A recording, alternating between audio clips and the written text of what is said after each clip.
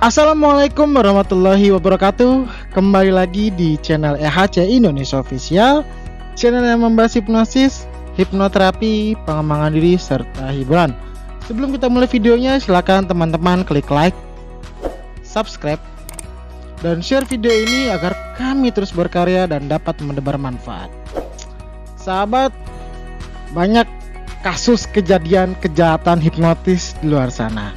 Mungkin Anda salah satu korbannya ya. Nah, di sini saya ingin membagikan tips buat Anda agar terhindar dari kejahatan hipnotis. So, simak videonya sampai selesai.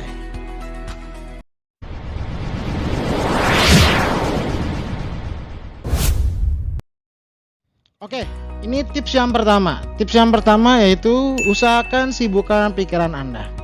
Ketika pikiran Anda sibuk, otomatis gelombang otak tetap berada di tempatnya. Kalau Anda bengong, itu otomatis gelombang otak Anda tuh turun tuh dari beta ke alfa. Kebanyakan orang Indonesia nih kalau naik kendaraan umum itu bengong. Ya, mulai sekarang coba deh hentikan kegiatan-kegiatan seperti itu. Anda bisa mulai baca buku, mendengarkan musik, main HP ataupun berzikir. Karena dengan kegiatan-kegiatan tadi, otomatis Anda tetap terjaga pada gelombang otak Anda. Jadi pikiran Anda tetap sibuk. Kalau misalkan Anda bengong, ini gelombang otak pelan-pelan turun nih dari beta lama-lama ke alfa, alfa lama-lama ke theta. Otomatis Anda dalam kondisi hipnosis tapi dengan mata terbuka.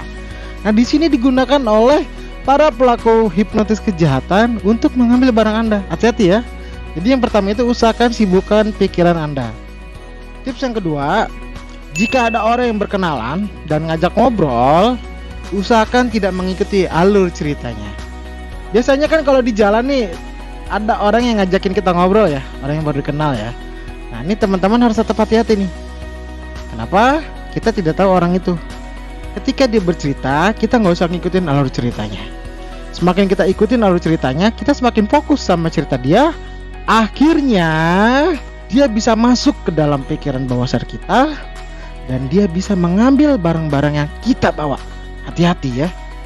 Jadi ketika ada orang yang ngajakin kenalan, gak usah ngikutin alur ceritanya. Tips yang ketiga, jika ada orang yang menepuk, segera tepuk balik atau tunggu sekitar 10 detik baru Anda nengok. Kalau misalkan Anda lagi di kendaraan umum, kemudian ada orang yang nepok dengan keras, Anda langsung nengok. Nah, di sini gelombang otak Anda itu turun secara cepat karena dikagetin.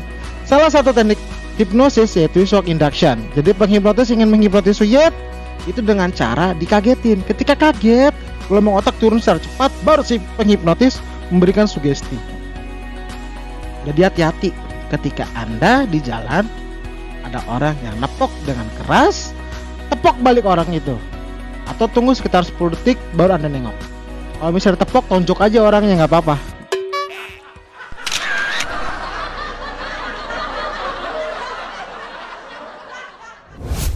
Yang keempat, hindari bawa barang berharga secara berlebihan. Jadi kalau di jalan nih yang masih pada punya emas-emas di tangan nih ibu-ibu, nggak usah bawa lagi bu. Buat apa di jalan kita pakai barang-barang seperti itu? Itu jadi mangsa loh buat rampok, buat copet, bahkan tukang hipnotis. Ya, hindari bawa barang berharga secara berlebihan karena itu menjadi mangsa, ya, menjadi sasaran empuk nih buat para pelaku kejahatan kriminal. Jadi tetap waspada. Yang kelima, selalu waspada dimanapun dan kapanpun.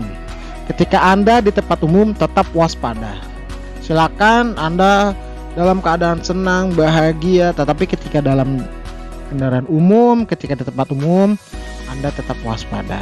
Karena yang namanya kejahatan dalam kondisi rame pun dia bisa mengambil kesempatan. Jadi jangan kasih kesempatan kepada para pelaku kejahatan kriminal. Ya, ini tips dari saya.